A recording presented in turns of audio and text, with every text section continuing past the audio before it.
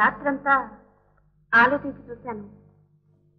మీ idea బాగానే ఉంది. బాగుండకేం చేస్తుంది? ఐడియా లేకపోతే ఈ ప్రపంచమే లేదు. చూడండి, మీ దేవుడు యెహోవాకు ఐడియా రాకపోతే ఈ సృష్టి ఉండేది కదా. మీరు బైబిల్ చదివినట్టుందే. ఒక బైబిల్ ఏమిటి, ఖురాన్, పురాణం, వేదాలు అన్నీ చదివాను.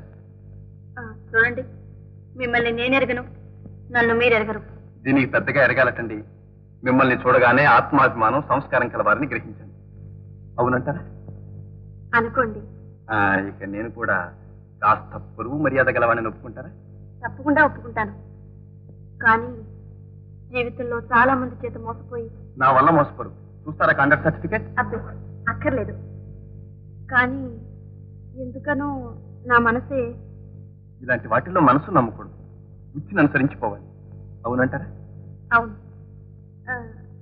అందుకనే ఇష్టం లేకపోయినా ఈ 2 మాసాలు ఎలాగో అలా మీ గ్రహించాను. ఇక చెప్పకండి.